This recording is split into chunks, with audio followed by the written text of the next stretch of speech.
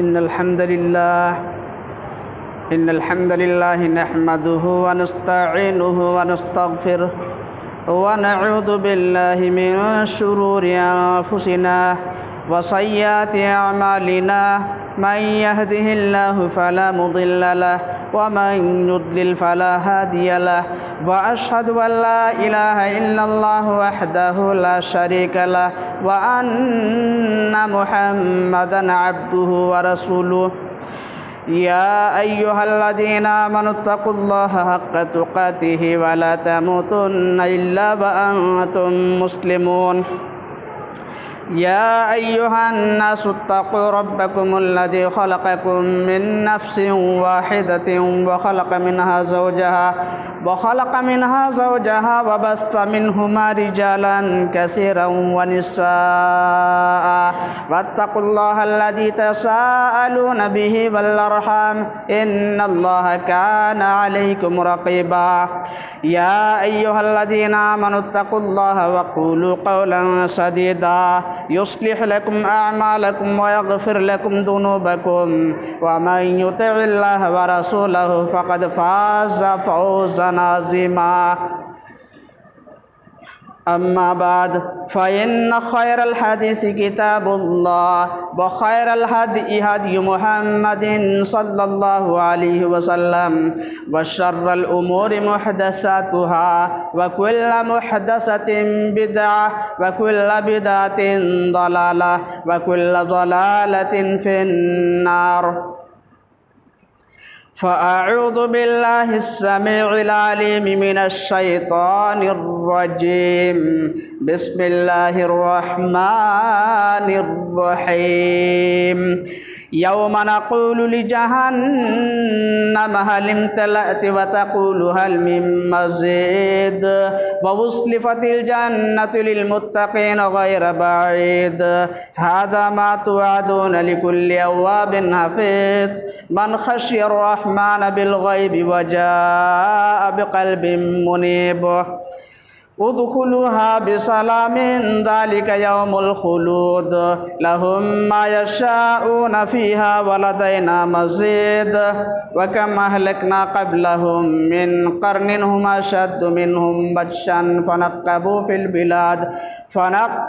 Fill बिलादि हल मिन महीस इन्न फ़ी ज़ालिका लज़िक्रा लिमन कान लहु क़ल्बुन अव अलक़ा अस्समअ व हुवा शहीद व लक़द ख़लक़नस समावाति वल अर्ज़ व मा बैनहुमा फ़ी सित्तति अय्यामिन व मा मस्सना मिन लुग़ूब फ़क़द क़ाल अल्लाहु तआला फ़ी कलामिहिल मजीद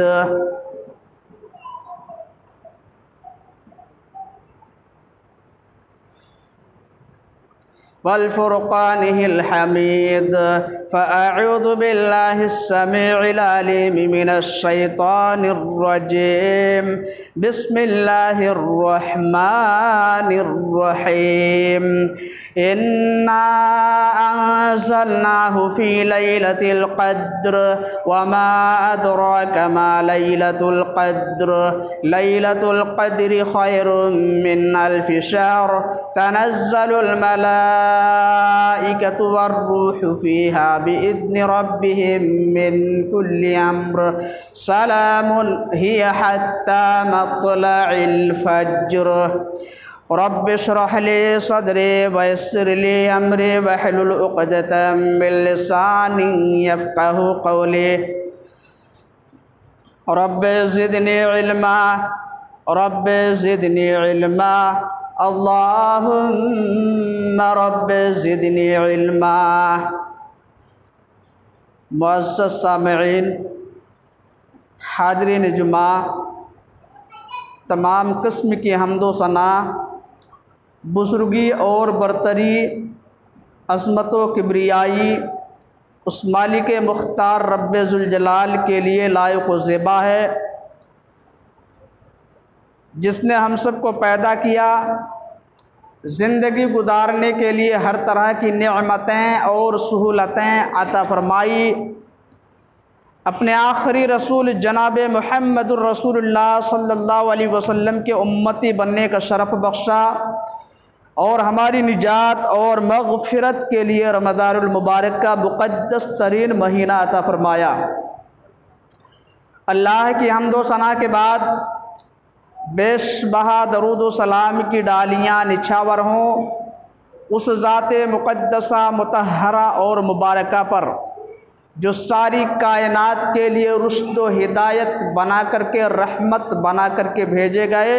अल्लाहुम्मा सल्ली व सल्लिम व बारिक अलैहि। खुतबा मसनूना के बाद मैंने सूरतुल क़द्र सूरा नंबर 97 की पूरी सूरत आप लोगों के सामने तिलावत की है। इस मुनासबत से आज के खुतबा जुमा में मेरा उन्वान है आखिरी अशरे की अहमियत। अल्लाह से दुआ है वह हम सबको हक़ बोलने, ख़ुद उस पर अमल करने और उसे दूसरों तक पहुँचाने की तौफ़ीक़ दे, आमीन। ब्रदरान इस्लाम, हम और आप बहुत ही जल्द आखिरी अशरे का इस्तक़बाल करने वाले हैं। वो अशरा आखिर के वो 10 दिन गुज़श्ता 20 दिनों के मुकाबले में बहुत ज़्यादा अहम है। और अहम होने की वजह यह है कि हमारे प्यारे नबी हज़रत मोहम्मद मुस्तफ़ा सल्लल्लाहु अलैहि वसल्लम उस आखिरी अशरे में इबादात का ख़ास एहतिमाम फरमाया करते थे जो बाकी के अशरों में नहीं करते थे।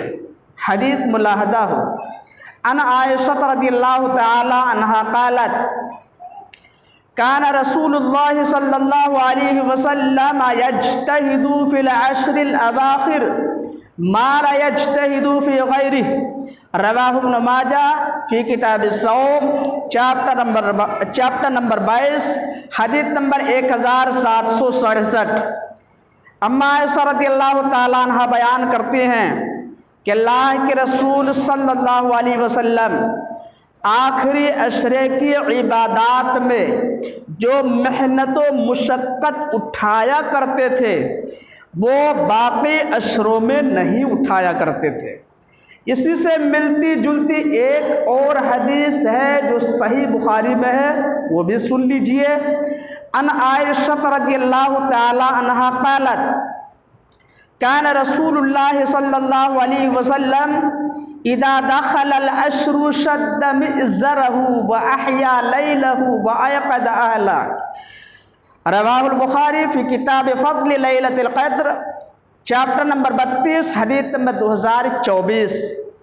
अम्मा आयशा रज़ियल्लाहु ताला अन्हा बयान करती हैं कि जब आखिरी अशरा शुरू होता तो अल्लाह के रसूल सल्लल्लाहु अलैहि वसल्लम अपनी कमर कस लेते, यानी इबादत के लिए चाको चौबंद हो जाते। चूँकि आप सल्लल्लाहु अलैहि वसल्लम इत्तिकाफ भी फरमाते, इसलिए कमर कस लेने से मुराद ये भी है कि आप उन दिनों में अपनी बीवियों से अलग थलग रहते और उन रातों में खुद भी जागते और अपने घर वालों को भी जगाया करते थे। मेरे भाइयों, ये दोनों हदीसें बताती हैं कि हमारे प्यारे रसूल सल्लल्लाहु अलैहि वसल्लम आखिरी अशरे में इबादात का ख़ास एहतिमाम फरमाया करते थे। लिहाजा बड़ा खुश नसीब है वह इंसान जो आखिर के दिनों में ज़्यादा से ज़्यादा इबादत करके कुरान मजीद की तिलावत के ज़रिए, ज़िक्र व अज़कार के ज़रिए, तौबा इस्तिग़फ़ार के ज़रिए और सदका व खैरात के ज़रिए अपने रब को राज़ी करने की कोशिश करे और रब की बनाई हुई जन्नत का अपने आप को मुस्तहिक़ बना ले। लोग ये समझते हैं कि मालो दौलत से महरूमी असल महरूमी है, या जिसके पास मालो दौलत ना हो, रुपया पैसा ना हो, वही सबसे बड़ा मुफलिस है। लेकिन मैं कहता हूँ मेरे भाइयों, सबसे बड़ा मुफलिस वो है जिसके सामने नेकियों का मौसम गुजर जाए और वो दामने मुराद को नेकियों से ना भर सके, अपने रब को राजी ना कर सके और रब की बनाई हुई जन्नत का अपने आप को मुस्तहिक ना बना सके। ऐसे ही लोगों के बारे में एक सही हदीस में आया है, सही तरगीब व तरहीब जिल्द नंबर 1 सफ़ा नंबर 195 हदीस नंबर 985, सैयदना काब बिन उजरा रज़ियल्लाहु ताला अन्हु बयान करते हैं कि अल्लाह के रसूल सल्लल्लाहु अलैहि वसल्लम ने हमें मिंबर लाने का हुक्म दिया। फहज़रना फलम्मर तका दरजा क़ाल आमीन, फलम्मर तका दरजत सानिया क़ाल आमीन, फलम्मर तका दरजत सालिसा क़ाल आमीन, फलम्मा नज़ला कुल्ना या रसूल अल्लाह लक़द समिअना मिनकल यौम शैअन मा कुन्ना नस्मउ, क़ाल इन्न जिब्रील क़द अरदली फ़क़ाल बअुद मन अदरक रमज़ाना फ़लम युग़फ़र लहु फ़क़ुल्तु आमीन। कहते हैं कि अल्लाह के रसूल सल्लल्लाहु अलैहि वसल्लम ने हमें मिंबर लाने का हुक्म दिया, तो हमने मिंबर ला के हाजिर कर दिया। तो अल्लाह के रसूल सल्लल्लाहु अलैहि वसल्लम मिंबर पे चढ़ने लगे। जब आप मिंबर की पहली सीढ़ी पे कदम रखे तो फरमाए आमीन, दूसरी सीढ़ी पे आपने कदम रखा तो फरमाया आमीन, तीसरी पे कदम रखा तो फरमाया आमीन। जब आप मिंबर से नीचे तशरीफ लाए तो हमने कहा अल्लाह के रसूल, आज हमने आपको ऐसी बात कहते हुए सुना जो इससे पहले हमने आपको कभी कहते हुए नहीं सुना। तो आप सल्लल्लाहु अलैहि वसल्लम ने फरमाया क्या सुन लिया तुम लोगों ने? तो हमने कहा अल्लाह के रसूल, आज आप खिलाफे मामूल मिंबर की हर सीढ़ी पे चढ़ते हुए आमीन आमीन आमीन कह रहे थे, इससे पहले हमने आपको ऐसा कहते हुए नहीं सुना।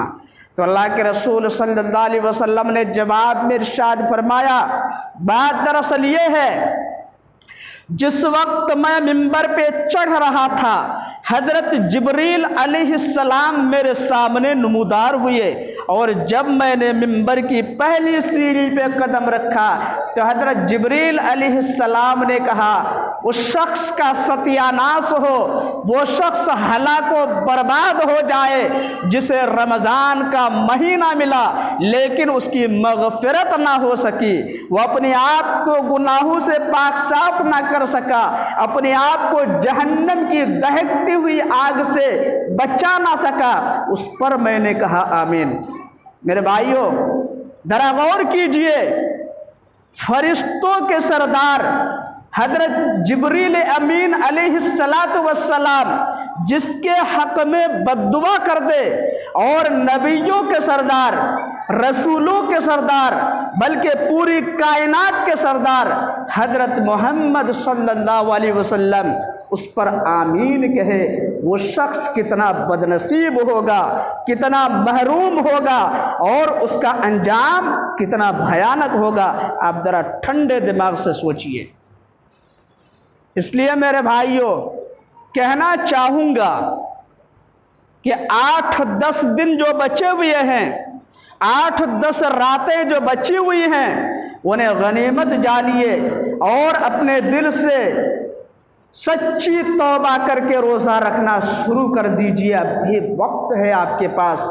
और जो लोग शुरू रमज़ान से रोज़ा रखते हुए आ रहे हैं उनसे भी कहना चाहूँगा कि आप भी ज़रा इन बाकी बचे हुए दिनों में मेहनत और कोशिश को और बढ़ा दें।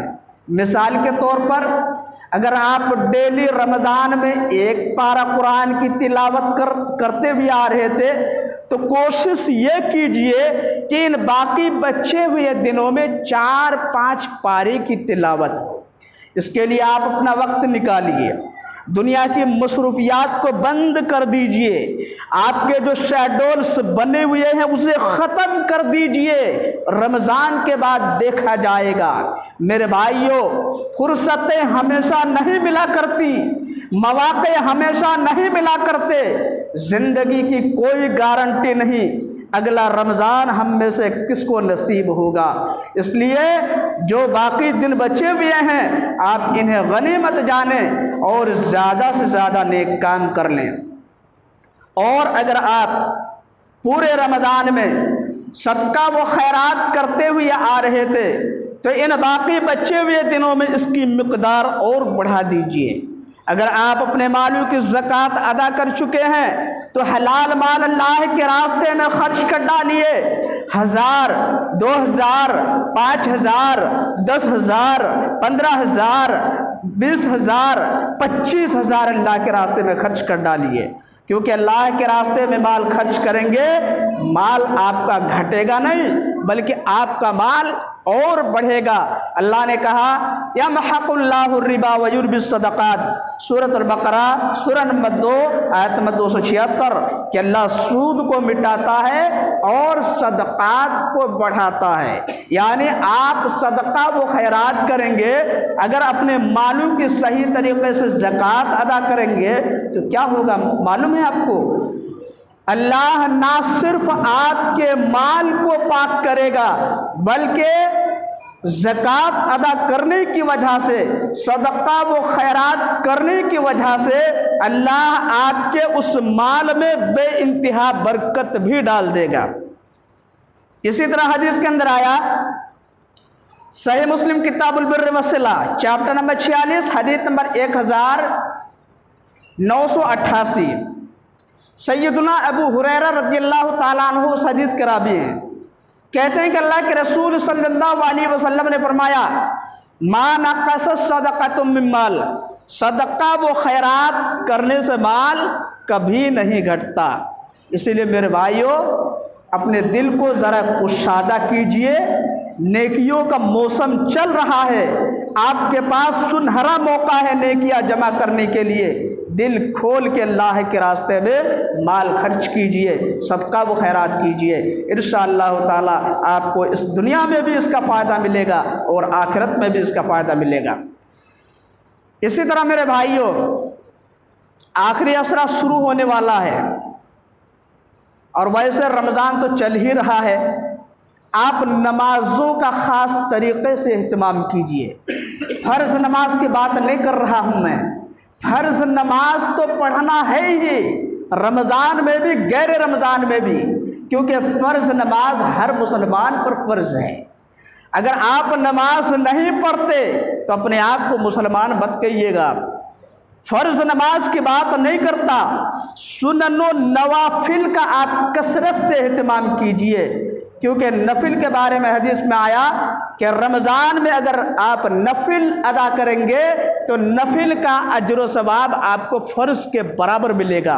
इसलिए इन दिनों में नवाफिल और सुनन का आप कसरत से एहतमाम कीजिए। इसी तरह सुन्नत मुअक्कदा के अलावा सुन्नत गैर मुअक्कदा का एहतमाम कीजिए। ज़ोहर के बाद 2 रकात सुन्नत मुअक्कदा है, उसको पढ़ लीजिए। ज़ोहर से लेकर के असर के दरमियान कोई ममनू वक्त नहीं है। अगर आप चाहें तो 2 रकात, 4 रकात, 6 रकात पढ़ सकते हैं। इसी तरह असर से पहले 4 रकात सुन्नत गैर मुअक्कदा है, उसे पढ़ने का एहतमाम कीजिए। मगरिब से पहले 2 रकात सुन्नत गैर मुअक्कदा है, उसे पढ़ने का एहतमाम कीजिए। देर तक इफ्तारी पे मत बैठे रहिए मेरे भाइयों, कोशिश कीजिए कि जल्द इफ्तार से फारिग हों और जमात से पहले आपको जो वक्त मिल जाए आप 2 रकात पढ़ लीजिए। मेरे भाइयों ये बहुत कीमती वक्त चल रहा है। इन बाकी बचे हुए दिनों में, कई दिन बचे हुए हैं, 9 दिन या 10 दिन, इन दिनों में आप नमाजों की तादाद बढ़ा लीजिए। लेकिन मेरे भाइयों नमाजों की तादाद बढ़ाने का हरगिज़ ये मतलब ना लिया जाए कि आप बेतहाशा नमाज पढ़ना शुरू कर दें जैसा कि यार लोग करते हैं। नहीं, नमाजों की तादाद बढ़ाने का मतलब ये है कि आप नमाजों में क़याम को लंबा कर दीजिए, रुकू और सुजूद भी लंबा कर दीजिए। हमारे प्यारे रसूल सल्लल्लाहु अलैहि वसल्लम नमाज में बहुत लंबा क़याम करते थे, और इतना लंबा क़याम करते कि आपके पैरों पे सूजन आ जाता। हदीस के अंदर आया, हदीस मुलाहदा हो, अन आयशा रज़ियल्लाहु ताला अन्हा अन्ना नबी अल्लाह सल्लल्लाहु अलैहि वसल्लम काना यक़ूमु मिनल लैली हत्ता ततफ़त्तर क़दमा फ़क़ालत आयशा लिम तस्नअु हाज़ा या रसूल अल्लाह वक़द ग़फ़र अल्लाहु लका मा तक़द्दम मिन ज़ंबिका व मा तअख़्ख़र क़ाल अफ़ला उहिब्बु अन अकूना अब्दन शकूरा। रवाहुल बुखारी फी किताब तफसीर चैप्टर नंबर 64 हदीस नंबर 4857। अम्मा आयशा रज़ियल्लाहु ताला अन्हा बयान करती हैं, नबी सल्लल्लाहु अलैहि वसल्लम का अमल बयान कर रही हैं कि अल्लाह के रसूल सल्लल्लाहु अलैहि वसल्लम रात की नमाज में इतना लंबा क़याम करते कि आपके कदम फटने लगते थे। मैंने अर्ज़ किया, अल्लाह के रसूल, जब अल्लाह ने आपके अगले पिछले सारे गुनाहों को माफ़ कर दिया है तो फिर इतनी मेहनत व मुशक्क़त उठाने की क्या ज़रूरत है? इतनी मेहनत व मुशक्क़त उठाकर आप इबादत क्यों कर रहे हैं? तो अल्लाह के रसूल सल्लल्लाहु अलैहि वसल्लम ने जवाब में इरशाद फरमाया, आयशा, जब अल्लाह ने मेरे अगले पिछले सारे गुनाहों को माफ़ कर दिया है तो क्या इस बात पर मुझे अल्लाह का शुक्र अदा नहीं करना चाहिए? मुझे अल्लाह का शुक्रगुजार बंदा नहीं बनना चाहिए? मैं अल्लाह का शुक्रगुजार बंदा बनने के लिए, अल्लाह का शुक्र अदा करने के लिए नमाजों में लंबा क़याम करता हूँ। अल्लाहु अकबर। मेरे भाइयों, ज़रा तसव्वुर कीजिए, ज़रा गौर कीजिए, जब क़याम इतना लंबा था कि आपके कदम मुबारक फटने लगते थे तो जाहिर सी बात है रुकू और सुजूद भी उतना ही लंबा रहा होगा। और यही नमाज का हुस्न भी है कि क़याम जितना लंबा हो, रुकू और सुजूद भी तकरीबन उतना ही लंबा हो। अगर आप क़याम लंबा कर रहे हैं लेकिन रुकू और सुजूद मुख्तसर कर रहे हैं तो इससे नमाज का हुस्न ख़त्म हो जाएगा। तो मेरे भाइयों, ये तरीक़ा है आखिरी अशरे में इबादात में मेहनत करने का। आप लंबा क़याम कीजिए, रुकू और सुजूद भी लंबा कीजिए, इसी तरह कसरत से कुरान मजीद की तिलावत कीजिए, ज़िक्र व अज़कार कीजिए, तौबा इस्तिग़फ़ार कीजिए, तस्बीह व तहलील कीजिए और सदका व खैरात के ज़रिए अपने रब को राज़ी करने की कोशिश कीजिए। तो मैं ये कह रहा था कि हमारे प्यारे रसूल सल्लल्लाहु अलैहि वसल्लम आखिरी अशरे में बहुत मेहनत करते थे, कसरत से कुरान मजीद की तिलावत करते, तस्बीह व तहलील करते, ज़िक्र व अज़कार करते, सदका व खैरात के ज़रिए अपने रब को राज़ी करने की कोशिश करते, और आपका ज़्यादातर वक्त मस्जिद में गुजरता था। बड़े अफसोस की बात है, आज हम और आप क्या करते हैं? अगर मस्जिद में आना चाहें तो आते हैं, वरना घर में जाकर के खर्राटे ले रहे होते हैं। उधर हमारे बच्चे क्या करते हैं? हदीस के हवाले से अभी हमने क्या सुना कि अल्लाह के रसूल सल्लल्लाहु अलैहि वसल्लम खुद भी जागते और अपने बच्चों को भी जगाया करते, अपने घर वालों को भी जगाया करते। लेकिन हमारा हाल क्या है? या तो हम खुद जागते हैं या मस्जिद में आते हैं, इबादत करना चाहें तो करते हैं, नहीं तो खर्राटे ले रहे होते हैं। उधर हमारे बच्चे क्या करते हैं? शॉपिंग करने के लिए निकल जाते हैं या अपने यार दोस्तों के साथ तफरीह करने के लिए निकल जाते हैं, इधर उधर शोर शराबा करते रहते हैं। आखिरी अशरा जब शुरू होगा, या आप यूँ कह सकते हैं जब आखिर के 2-4 दिन बचेंगे, आप बाज़ारों में जाके देखिए मेरे भाइयों, अल्लाह अकबर, पूरी मार्केट औरतों से और बच्चों से पटी हुई नजर आएगी आपको। मार्केट में सिर्फ औरत ही औरत नजर आएगी। मेरे भाइयों, बाजार मर्दों की ज़रूरत है, उसमें औरतों को नहीं होना चाहिए। निहायत फितने की जगह है वो। लेकिन अफसोस की बात है, आज हम ज़्यादातर घरेलू ज़रूरियात अपनी औरतों से मुहैया करवाते हैं और हम अपनी औरतों से कह देते हैं कि जाओ बाज़ार जाओ, फुला फुला सामान खरीद के लाओ। मेरे भाइयों, ये हमारे रसूल सल्लल्लाहु अलैहि वसल्लम का तरीक़ा नहीं था। बाहर की जिम्मेदारी मर्दों की है, बाहर का काम मर्दों को करना है। औरत की जो जिम्मेदारी है वो घर का काम है और बच्चों की देखभाल है। जिसके जिम्मा जो काम है उस हिसाब से अगर वो काम करेंगे तो फिर बैलेंस कभी नहीं बिगड़ेगा। बहरहाल हमारे प्यारे रसूल सल्लल्लाहु अलैहि वसल्लम आखिरी अशरे में खुद भी जागते और अपने अहलो अयाल को भी जगाते ताकि खैर के कामों में वो भी शरीक रहे। और अच्छे मर्द की पहचान भी यही है कि वो अपनी बीवी को नेक काम करने पर उभारे। अगर बीवी सोई हुई है तो उसे मोहब्बत से जगाए। उसके बावजूद अगर आंख नहीं खुल रही है तो पानी का हल्का सा छींटा उसके चेहरे पे मारे। इसी तरह अच्छी बीवी वो है जो अपने शौहर को नेक काम करने पर उभारे। शौहर अगर सोया हुआ है तो उसे मोहब्बत से जगाए और अगर आंख नहीं खुल रही है तो पानी का हल्का सा छींटा उसके चेहरे पर मारे। चलिए इबादत कीजिए, इबादत की रात है, नेकियों का मौसम है, सोने के लिए पूरी जिंदगी पड़ी हुई है, आप सोते रहिएगा। तो मेरे भाइयों, ये शक्ल हुआ करती थी पिछले ज़माने में इबादत की। अल्लाह के रसूल के ज़माने में, सहाबे किराम के ज़माने में ना कि वो शक्ल कि अगर हम मस्जिद में आना चाहें तो आएँ, इबादत करना चाहें तो करें, इधर उधर की बातों में लग जाएं या रात भर खर्राटे लेते रहें, उधर हमारी औरतें बाजारों की जीनत बनी रहें और हमारे बच्चे इधर उधर शोर मचाते फिरें। अस्तगफिरुल्लाह अल अयादु बिल्लाह। मेरे भाइयों, हमें और आपको इन चीज़ों का ख्याल रखना पड़ेगा। मेरे मोहतरम बुजुर्गों, नौजवान दोस्तों, ये जो अहादीस में आखिरी अशरे की इतनी ज़्यादा फजीलत बयान की गई है, इसकी वजह मुझे वो एक रात मालूम होती है जिसकी तन्हा इबादत 1000 महीनों की इबादत से अफदल है, यानी लैलतुल क़द्र। उस रात के बारे में हम और आप अच्छी तरह जानते हैं कि 5 ताक रातों में से एक रात होती है। लेकिन सवाल ये पैदा होता है कि हमसे पहले जो लोग गुजर चुके हैं, क्या ये रात उन्हें भी नसीब हुई थी? ये रात उन्हें भी मिली थी? जी हाँ, ये रात उन्हें भी मिली थी।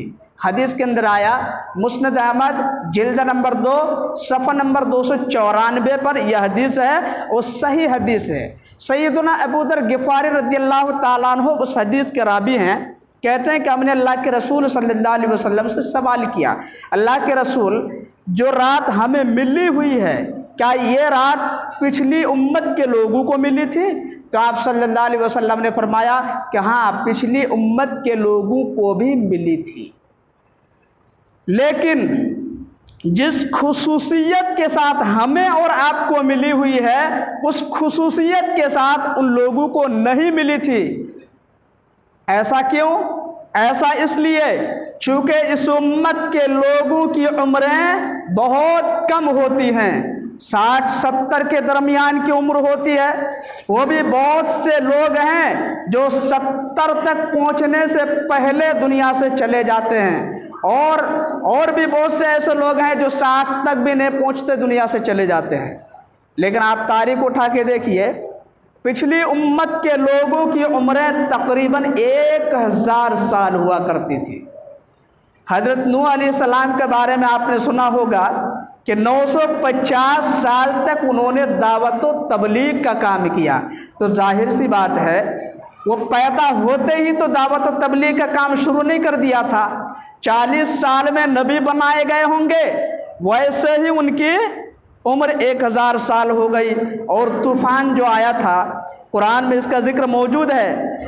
तूफ़ान के बाद हज़रत नूह अलैहिस्सलातु वस्सलाम ज़रूर कुछ मुद्दत तक ज़िंदा रहे होंगे।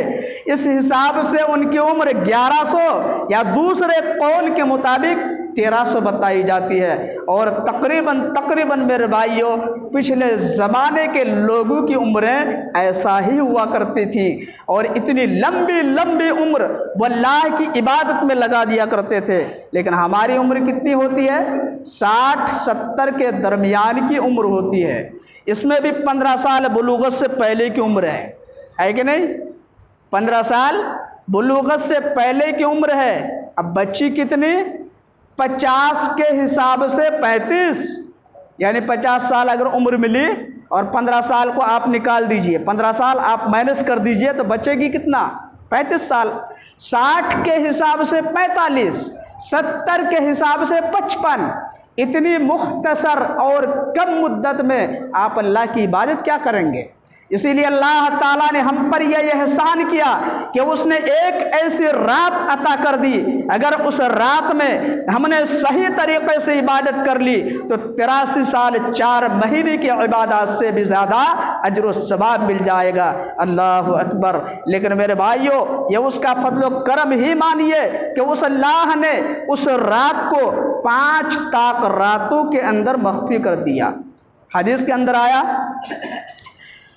सही बुखारी किताब फज़्ल लैलतुल क़द्र चैप्टर नंबर 32 हदीस नंबर 2023, सैयदना उबादा बिन सामित रज़ियल्लाहु ताला अन्हु बयान करते हैं, खरजन नबी सल्लल्लाहु अलैहि वसल्लम युखबिरना बिलैलतिल क़द्र फतलाहा रजुलानी मिनल मुस्लिमीन, कि अल्लाह के रसूल सल्लल्लाहु अलैहि वसल्लम बाहर तशरीफ़ लाए। किस लिए? ताकि हमें बताए कि लैलतुल क़द्र कब होगी या उसकी तारीख क्या है। इतने में 2 मुसलमान आपस में लड़ने लगे तो अल्लाह के रसूल सल्लल्लाहु अलैहि वसल्लम उनका झगड़ा चुकाने में रह गए। इसी में अब बात आपके जहन से निकल गई कि लैलतुल क़द्र कौन सी रात को होने वाली थी।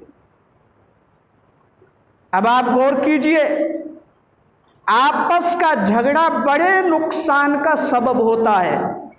आज हम मुसलमान छोटी छोटी बात को लेकर आपस में लड़ते रहते हैं, झगड़ते रहते हैं, और दूसरे लोग इसका भरपूर फायदा उठा रहे हैं। कितना फायदा उठा रहे हैं यह मुझे बोलने की ज़रूरत नहीं है।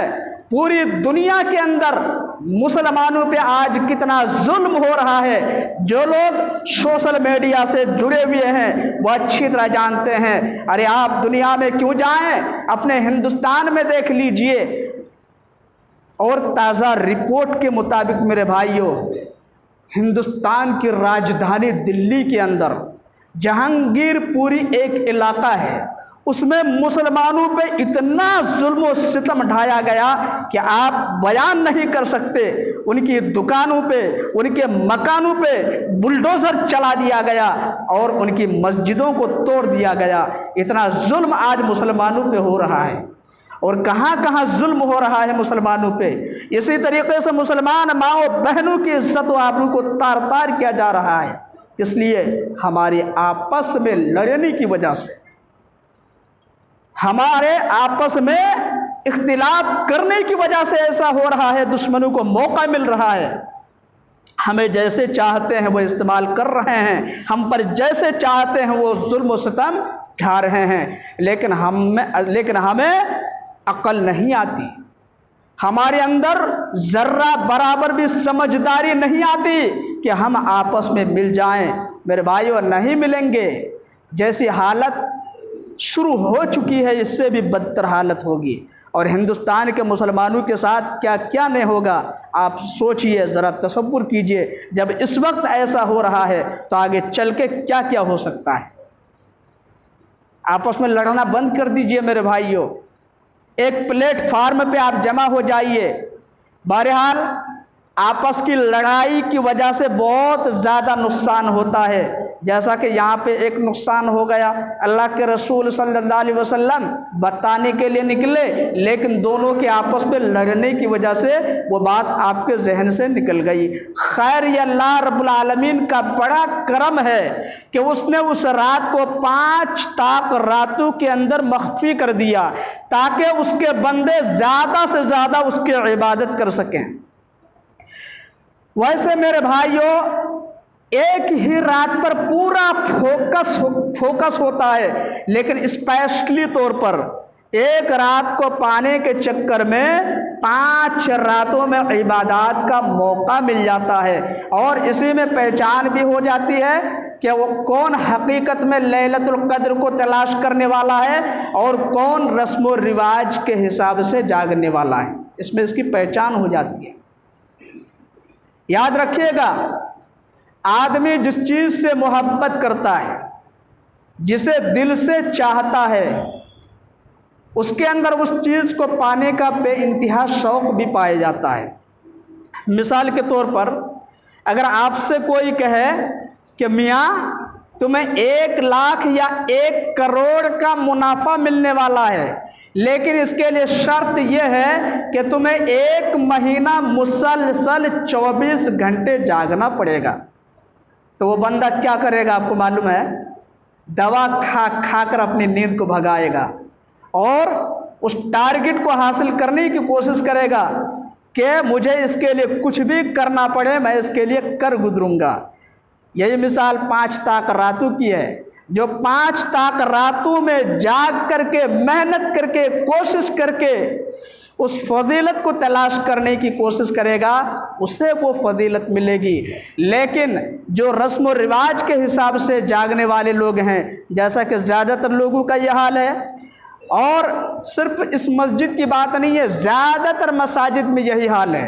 हमारे नौजवान क्या करते हैं? अरे नौजवान तो नौजवान, बड़े बूढ़े लोग क्या करते हैं? मस्जिद में आते हैं, हल्का बनाकर बैठ जाते हैं या इधर उधर की बातों में लग जाते हैं। और हद तो ये होती है, कहीं कहीं लोगों को यहाँ तक देखा गया है कि वो सिगरेट और बीड़ी की कष्ट ले रहे होते हैं। अस्तगफिरुल्लाह। नेकी की रात है, रहमत की रात है, और उसमें इस तरह का काम करके अपने आप को ज़हमत बना रहे हैं। मेरे भाइयों, ऐसा मत कीजिए। अल्लाह ताला ने मौका दिया है, वो रात आने वाली है, उसमें आप दिल जमई के साथ, पूरे लगन के साथ, पूरी मेहनत के साथ कोशिश कीजिए। इंशाअल्लाह ताला अल्लाह ताला आपको उसका बदला अता करेगा। बहरहाल, जो सूरत मैंने शुरू में तिलावत की थी, सूरतुल क़द्र, सूरा नंबर 97, उस सूरत में अल्लाह ताला ने क्या फरमाया? अल्लाह ने कहा, इन्ना अंज़लनाहु फी लैलतिल क़द्र, यकीनन हमने इसको, किसको? कुरान करीम को लैलतुल क़द्र में नाजिल किया। तो मेरे भाइयों, लैलतुल क़द्र की सिर्फ यही फजीलत नहीं कि उस एक रात की इबादत 83 साल 4 महीनों की इबादत से भी अफजल है, बल्कि उस रात की फजीलत ये भी है कि उस रात में कुरान जैसी अज़ीमुश्शान किताब नाजिल हुई, जिस कुरान की हक्कानियत और सदाकत पर ईमान लाकर और उसके अहकामात पर अमल करके हम दुनिया में भी कामयाब हो सकते हैं और आखिरत में भी कामयाब हो सकते हैं। वो कुरान करीम लैलतुल क़द्र में नाजिल हुआ। तो लैलतुल क़द्र की 5 ताक रातें हैं। सिर्फ एक रात को आप खास मत कर लीजिएगा मेरे भाइयों। बहुत से लोग कहते हैं कि 27वीं रात को लैलतुल क़द्र होती है। बहुत बड़ी भूल है। दिन कभी भी एक जैसा नहीं रहता। गर्मी के मौसम में दिन बहुत बड़ा होता है, रात छोटी होती है। सर्दी के मौसम में दिन छोटा होता है, रात लंबी होती है। तो जैसे दिन बदलता है, रात बदलती है, वैसे तारीख भी तो बदलती रहती है। फिर आपने कैसे कह दिया कि 27वीं रात को लैलतुल क़द्र होती है? बिल्कुल गलत बात है। लैलतुल क़द्र सिर्फ 27वीं रात के साथ खास नहीं है, बल्कि 5 ताक रातों में से कोई एक रात हो सकती है। 21वीं रात को भी हो सकती है, 23वीं को भी हो सकती है, 25वीं को भी हो सकती है। अल्लाह के रसूल सल्लल्लाहु अलैहि वसल्लम के ज़माने में जो पहली रात हुई थी लैलतुल क़द्र की, वो 21वीं रात को हुई थी। मालूम है आपको? जाके हदीस पढ़ के देखिए आप। 21वीं रात को लैलतुल क़द्र हुई थी। इसीलिए आप किसी के साथ खास मत कीजिए। 5 ताक रातें हैं, 5 रातों में आपको बेदार रहना है और कसरत से ज़िक्र व अज़कार करना है, तौबा इस्तिग़फ़ार करना है, कुरान मजीद की तिलावत करनी है और सदका व खैरात भी करना है। और इन्हीं अमाल के ज़रिए आप उस फजीलत को हासिल कर सकते हैं। तो मेरे भाइयों, यही पैगाम है आखिरी असरे का। अल्लाह से दुआ है कि अल्लाह ताला हमें आखिरी असरे में ज़्यादा से ज़्यादा मेहनत करने की तौफीक दे। अल्लाह हमें लैलतुल क़द्र के जो फ़ज़ाइल हैं उसे हासिल करने की तौफीक दे। अल्लाह ताला आखिरी असरे में ज़्यादा से ज़्यादा मेहनत करके नेकियां जमा करने की तौफीक दे। अल्लाह हमें सच्चे दिल से इस्लाम की तालीमात पर अमल पैरा होने की तौफीक दे। अल्लाह हमें उसके और उसके रसूल के बताए हुए रास्ते पर चलने की तौफीक दे। अल्लाह हमें जब तक दुनिया में रखे ईमान की हालत में इस्लाम पर रखे, और जब हमारा ख़ात्मा हो ईमान की हालत में हो, इस्लाम पर हो। आमीन या रब्बल आलमीन। बारकल्लाहु लना व लकुम फिल कुरआनिल अज़ीम व नफ़अना व इय्याकुम बिल आयाति व ज़िक्रिल हकीम। इन्नहु तआला जव्वादुन करीमुम मलिकुम बर्रऊफुर रहीम।